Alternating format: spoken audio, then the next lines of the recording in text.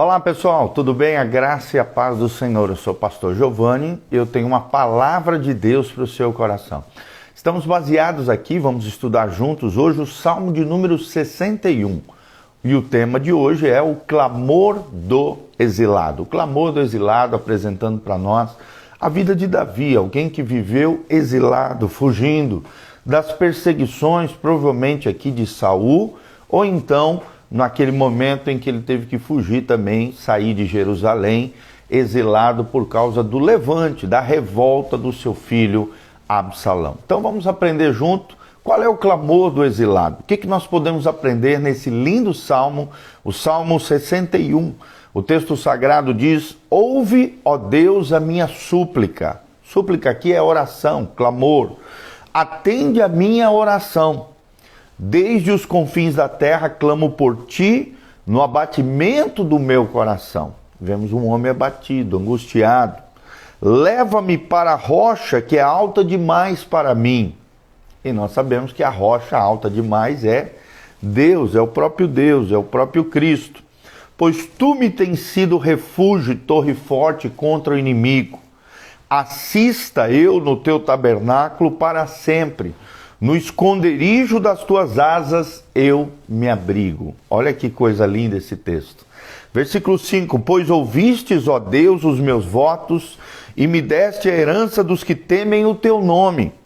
Dias sobre dias acrescentas ao rei, duram os seus anos gerações após gerações, permaneça para sempre diante de Deus, concede-lhe que a bondade e a fidelidade o preservem. Assim salmodiarei o teu nome para sempre, para cumprir dia após dia os meus votos. Salmo de número 61, de 1 a 8. É um salmo pequenininho, mas que extrai lições preciosas para cada um de nós. Então o tema é o clamor do exilado. Salmo 61, de 1 a 8. Esse é um salmo de lamento, de choro, de pranto, de clamor diante do Senhor. É mais do que um salmo de Davi. O que descreve aqui é o exílio e a sua consequente privação de estar no tabernáculo, na casa do Senhor, na presença do Senhor, onde para Davi aqui o prazer de Deus é a sua maior alegria. Será que para você o prazer de estar na casa do Senhor, o prazer de buscar a presença de Deus é a sua maior alegria? E é claro, não há consenso se esse exílio tem a ver com as perseguições de Saul ou então com a conspiração do seu próprio filho, uma revolta, um motim de Absalão. É certo, porém, que o rei está com o coração aqui angustiado. Coração angustiado é uma característica implícita nesse salmo. Como que naufragando numa espécie de mar revolto, precisando ser elevado a uma rocha mais alta do que ele. E quem é essa rocha? Jesus Cristo. Como é que é o nome da igreja? Igreja Casa na Rocha. Quem é a nossa rocha eterna? A pedra de esquina, a pedra que os construtores rejeitaram, a pedra de esquina, a pedra angular é o Senhor Jesus, a rocha mais elevada que ele. É interessante que um teólogo aqui, um dos eruditos da palavra de Deus, Purkison, diz que temos aqui um modelo padrão dos salmos de lamentação. Nós vemos num primeiro momento o clamor do salmista. Segundo momento, a situação difícil que o salmista estava vivendo. Num terceiro momento, vemos a petição, o clamor, a oração, o derramar do coração diante de Deus. E por último, vemos a promessa de Deus e a promessa do salmista com relação ao seu Criador, ao seu Senhor. Já Warren Wiersbe, é outro erudito, outro estudioso da palavra de Deus, diz que o rei Davi ora acerca de um inimigo no versículo 3. Depois, no versículo 6, pede proteção para a sua vida. E, num terceiro momento, pede segurança para o seu trono, para o seu reinado, já que Davi era rei de Israel. E, claro, os inimigos estavam ao seu redor, querendo destruí-lo, querendo acabá-lo. O salmo começa com Davi clamando em meio à aflição, mas encerra com ele cantando louvores ao Senhor. Então nós vemos lições preciosas ensinadas nesse salmo, chamado por Spurgeon, uma pérola do saltério. Uma pérola do saltério é como Spurgeon, o príncipe dos pregadores, um grande pregador inglês, chamava esse salmo uma pérola do saltério. Mas quais são os pontos principais que nós queremos ensinar aqui para você nessa manhã acerca do Salmo de número 61? Primeiro, vemos aqui uma oração por livramento do versículo 1 ao versículo 2. Vemos que, em primeiro lugar, Davi está fazendo um clamor urgente diante do Senhor. Não é algo que pode ser empurrado para frente, não é algo que é lá no futuro, não, é um clamor urgente. Isso fica claro no versículo 1. Ouve, ó Deus, a minha súplica. É um clamor desesperado, é um clamor urgente. No segundo momento, vemos uma necessidade de resposta. Na parte B do versículo 1, ele diz, atende a minha oração.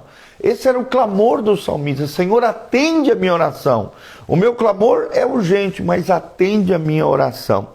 No terceiro momento, dentro desse primeiro ponto, vemos um exílio doloroso, né? Ele não queria estar fugindo, ele não queria sair correndo, ele não queria estar longe da sua terra, da sua gente, do seu povo, da sua cidade, da sua casa. Um exílio, uma fuga, né? Em meio a uma situação perigosa que ele estava vivendo.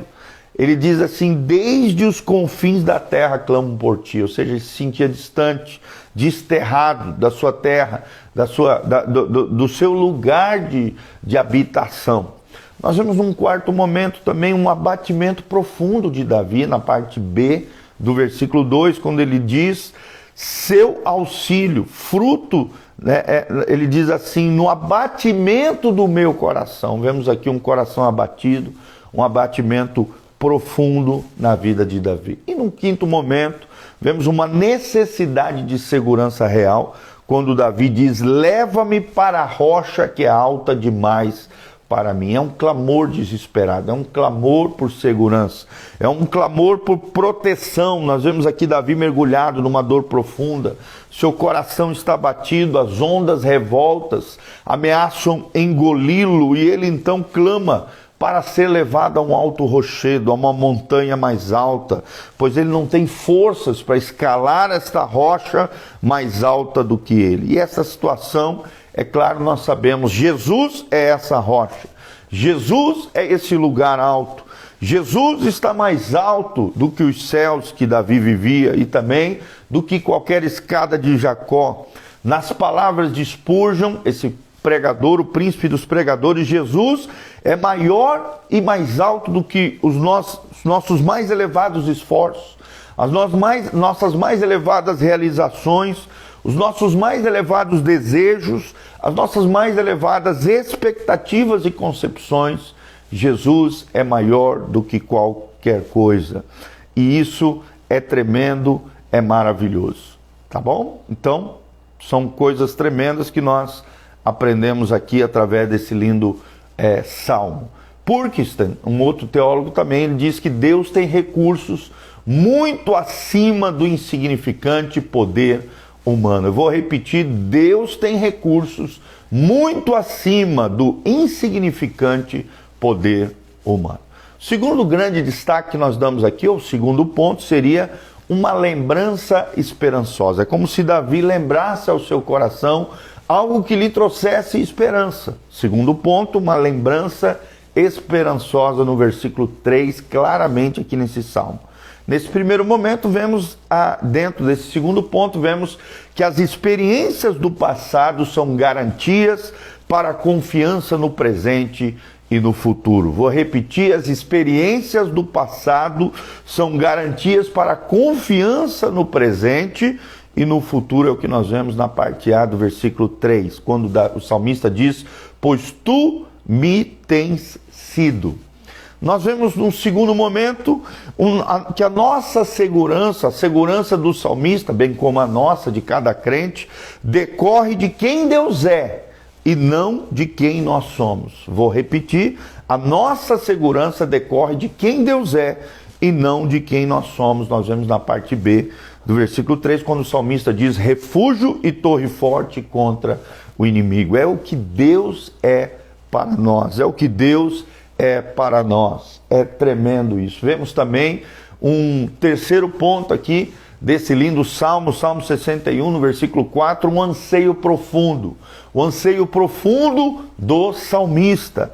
Nós vemos aqui Davi fazendo uma transição das memórias para os desejos e de voltar a Jerusalém, de voltar para a sua cidade amada, Jerusalém, de entrar no santuário e esconder-se debaixo das asas de Deus, do onipotente Senhor. Num primeiro momento, nesse ponto que nós vemos aqui do anseio profundo, vemos que o seu anseio por comunhão é declarado na parte A do versículo 4, assista eu no teu tabernáculo para sempre.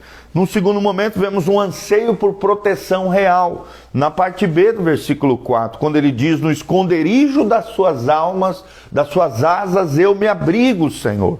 Então vemos isso, que quando a tempestade chega, o lugar mais seguro de estar é debaixo das asas de Deus. Vou repetir, quando a tempestade chega, o lugar mais seguro que existe é estar debaixo das asas de Deus. Até que as calamidades, as tempestades passam no nome de Jesus. Num quarto momento, o quarto ponto é um reconhecimento sincero. Vemos Davi aqui tendo um reconhecimento sincero diante de Deus. Davi vai dos desejos ao reconhecimento e ensina-nos 4 verdades importantes aqui. Primeiro, Deus ouve e atende o clamor dos seus filhos. No versículo 5, na parte A, quando ele diz, pois ouvistes, ó Deus, os meus votos. Essa é a convicção de Davi, essa é a certeza de Davi, que a oração feita é respondida por Deus, claramente aqui no versículo 5. Num segundo momento, vemos que Deus dá a melhor herança que nós temos é o próprio Deus.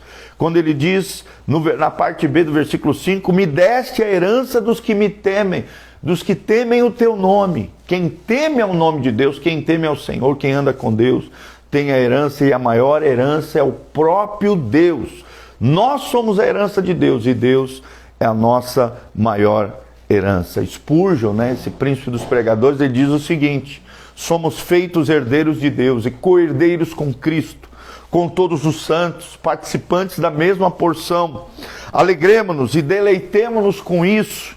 Se sofremos, esta é a herança dos santos. Se somos perseguidos, estamos na pobreza ou na tentação, são situações contidas nos títulos de propriedade da herança dos eleitos. Temos a mesma herança que o primogênito, e o primogênito aqui é com P maiúsculo, é Jesus. E o que mais nós podemos querer da parte de Deus? Esta é a herança dos eleitos, dos santos, dos filhos de Deus.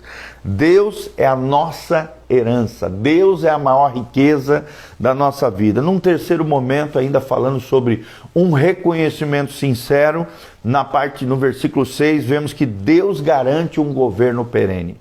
Deus aqui sossega a alma do salmista. Deus mostra a segurança que passa ao seu filho amado Davi. Dias sobre dias acrescentas ao rei, diz Davi.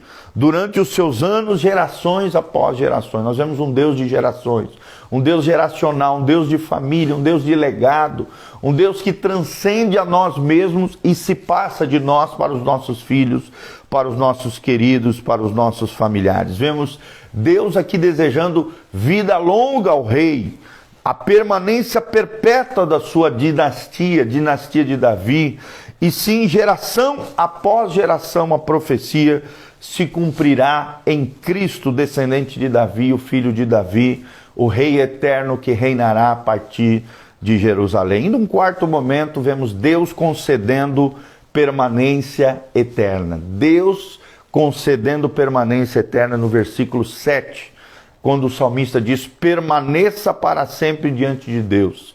Concede-lhe que a bondade e a fidelidade o preservem, Então aqui vemos a bondade eterna de Deus e a fidelidade imutável de Deus entrando em ação, sossegando e aquietando o coração do salmista, bem como o nosso coração também. Quando pensamos na bondade de Deus, quando pensamos na fidelidade imutável de Deus, o nosso coração se enche de fé, se enche de esperança, se enche de regozijo no Senhor. E para terminar, vemos o último ponto, um compromisso solene do salmista com o Criador, do salmista com Deus. Vemos aqui Davi indo do reconhecimento para o compromisso. Do reconhecimento de quem é Deus, da bondade de Deus e da fidelidade imutável de Deus, para o compromisso com Deus em virtude daquilo que Deus fez em favor do próprio Davi.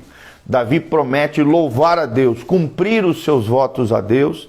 Vemos num primeiro momento um louvor perene, quando ele diz, assim salmodiarei o teu nome para sempre. E vemos num segundo lugar os votos cumpridos diante de Deus, quando ele diz, para cumprir dia após dia os meus votos. Preste atenção, votos feitos devem ser cumpridos diante de Deus. Todavia, Deus não gosta de votos de tolos. Nunca faça um voto para não fazer, para ser um voto de tolo, jamais. Davi votou e quer cumprir, ele quer ser fiel ao seu Deus. E você, quer ser fiel ao seu Deus? Tem sido fiel ao Senhor? O Deus que o tirou do mundo da amargura para a intimidade do seu santuário. É isso que revela esse lindo Salmo de número 61. Derek Kidner, um grande teólogo e erudito, diz que votos usualmente se cumprem numa só cerimônia.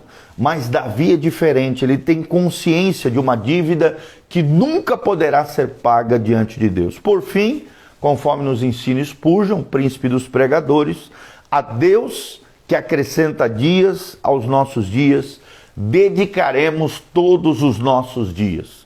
Não pediremos férias dessa missão divina. Não faremos pausa nessa atividade sagrada. É tremendo isso. A Deus dedicaremos todos os nossos dias. Quais são os pontinhos que nós aprendemos hoje? Primeiro ponto, vemos aqui uma oração por livramento, do versículo 1 ao versículo 2. Segundo ponto que aprendemos aqui, uma lembrança esperançosa, no versículo 3 do Salmo 61. Terceiro ponto, um anseio profundo, no versículo 4 do Salmo 61.